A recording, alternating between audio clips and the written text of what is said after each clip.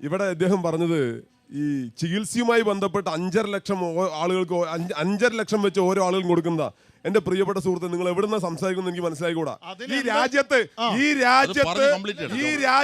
80 കുട്ടികൾ എവിടെയെന്ന് പറയണ്ടേ? നിങ്ങൾ കഴിഞ്ഞ 15 കൊല്ലമായി 12 കൊല്ലമായി ഭരിച്ചുകൊണ്ടിരിക്കുന്ന UP-യിൽ 80 കുട്ടികൾ, പിഞ്ചു കുട്ടികൾ മരിച്ചു. കാരണം എന്താ പറയണ്ടേ?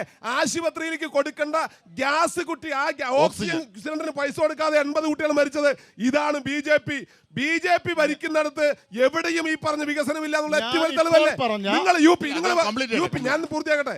UP ഇവിടെ ആരോ പറഞ്ഞല്ലോ, ഇവിടെ സൂചിപ്പിച്ചു, ഇവിടെ അദ്ദേഹം ആദ്യം സൂചിപ്പിച്ചു, ഈ രാജ്യത്ത് ഏറ്റവും കൂടുതൽ ദളിതർക്കെതിരെ അക്രമം നടക്കുന്ന. കഴിഞ്ഞ മാസം ഇന്ത്യ ടുഡേ പുറത്തുവിട്ട വാർത്ത എന്താ? ദേശാഭിമാനി അല്ലല്ലോ പുറത്തുവിട്ട വാർത്ത എന്താ? ഈ രാജ്യത്ത് ഏറ്റവും അധികം ദളിതർ ആക്രമിക്കപ്പെടുന്ന സംസ്ഥാനം UP-യാണ്. രണ്ടാമത് രാജസ്ഥാനാണ്, മൂന്നാമത് മധ്യപ്രദേശാണ്. BJP ഭരിക്കുന്ന സംസ്ഥാനത്തിൽ ന്യൂനപക്ഷങ്ങൾക്കും BJP ഭരിക്കുന്ന സംസ്ഥാനങ്ങൾക്ക് ന്യൂനപക്ഷങ്ങൾക്കും ദളിതർക്കും സംരക്ഷണമില്ല എന്നുള്ളതിന്റെ ഏറ്റവും വലിയ തെളിവാണ് ഈ രാജ്യത്തെ BJP ഭരിക്കുന്ന സംസ്ഥാനങ്ങൾ.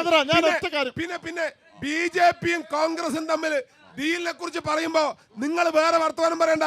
ഈ സംസ്ഥാനത്ത് ഏറ്റവും വലിയ ഡീൽ ഉണ്ടാക്കിയവർ BJP-യും കോൺഗ്രസ് ആണെന്നേ. BJP-യും കോൺഗ്രസും പോലെ ഡീൽ ഉണ്ടാക്കിയവർ വേറെ ആരാ?